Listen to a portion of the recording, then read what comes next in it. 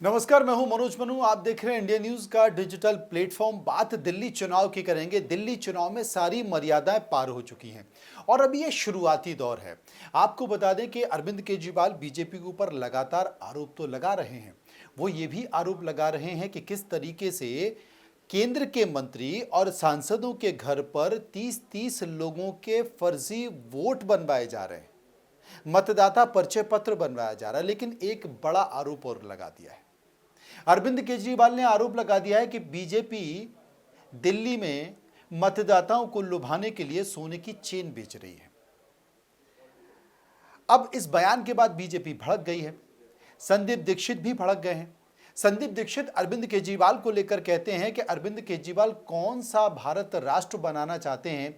क्या शराब घोटाला कर कर राष्ट्र बनाया जाता है, राष्ट्र बचाया जाता है?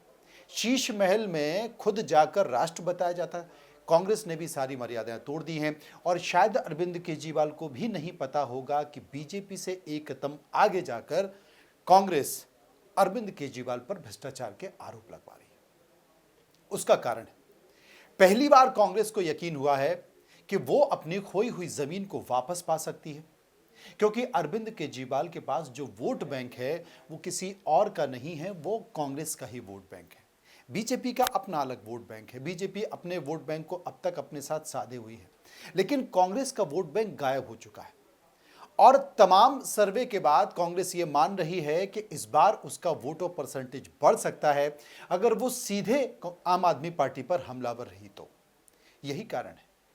यही कारण है कि मुख्यमंत्री आतिशी के खिलाफ कांग्रेस ने महिला के सबसे बड़े चेहरे को, यानी कि महिला कांग्रेस के राष्ट्रीय अध्यक्ष को, अलका लांबा को उतारा है।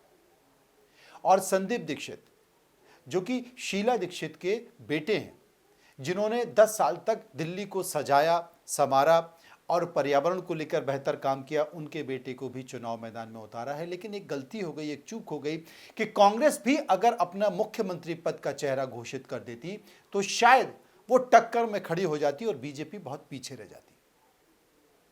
यही कारण है कि अरविंद केजरीवाल रमेश बिदूड़ी को बार बार बीजेपी का मुख्यमंत्री बना दे रहे हैं, जो कि अपने विवादित बयानों के कारण नकारात्मक तौर पर एक छवि बना चुके हैं और बीजेपी उससे पल्ला झाड़ रही है।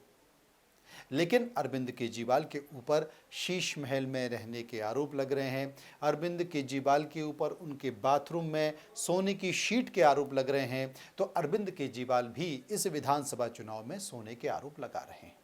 वो कहते हैं कि बीजेपी सोने की चेन बांट रही है, लेकिन आप याद रखिए कि हमारा जो आपका वोट है वो हमारे लिए वो किसी हीरे से कम नहीं है। आप अपने कीमती बहुमूल्य वोट को हमें दीजिए और बीजेपी के लालच में, यानी कि सोने की चेन में मत आइए। हम आपको दिल्ली को अत्याधुनिक बना के देंगे। इंतजार सभी को है। फिलहाल इतना ही। नमस्कार।